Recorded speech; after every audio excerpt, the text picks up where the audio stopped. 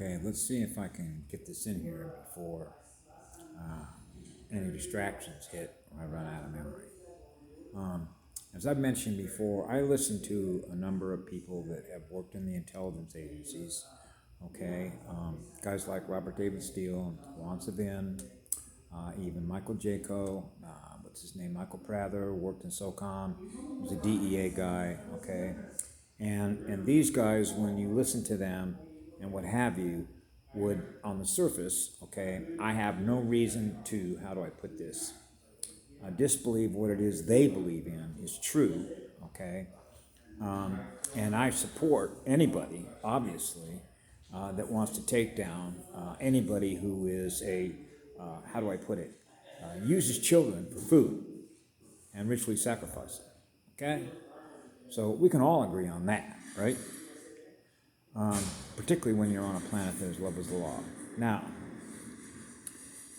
the primary purpose that I'm doing this is there's a distinction, a very clear demarcation between who the native indigenous tribes are and clans that are on this planet. This is our home world. We are the healers, the peacekeepers, and the teachers down here, okay? That's not who they are. Now, I don't know specifically whether, for example, and I'm not just using him because I have an axe to grind, because I don't grind axes over people.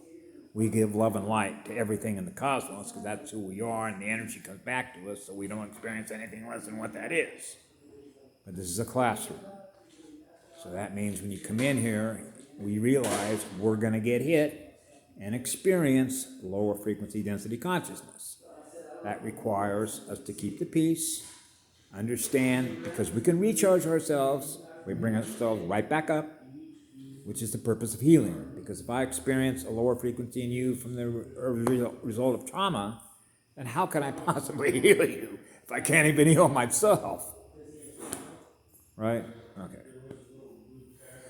So taking that into consideration, there's a big difference between a healer and a guy that worked for the CIA. You think? Okay? So it's like we're already there. Here. Okay? So what we know and what we experience and the information that we get, okay, about what we know is going on is not going to be the same thing as what they think they know. Okay? Because their level of consciousness of what they're aware of is like we process more data than they do. Okay? On a consciousness level. Okay? So in other words, we know things before they do. A looking glass, right? So what I do is much like our guys upstairs monitoring us down here, mapping consciousness, is mapping the terrain. How they doing? Well, read the Schumann resonance, right? So that's why you see me for the past 3 days posting, particularly on YouTube. If you want to know the truth, we're doing this all for our children, right? Okay? Now, I'm not going to repeat some of the things that I know that they've done, okay, because it exists on a level of horror and evil that most people would throw up at, let alone contemplate that anything like that is possible in the cosmos, because I had to deal with that. So when I think about this as who it's for, particularly JFK's son, okay, JFK Jr., okay, we're doing it for him too. You have to sort of think about who this is all really for. It's for our children, all of our children, all the children that suffered as a result of evil predators. So who do you think right now is the most important among us in the community of humanity? It's our children. So I can imagine, because I did this, being a 4 or 5 year old child and realizing that both my parents are scared to death right now. What do you think that's going to do to your children?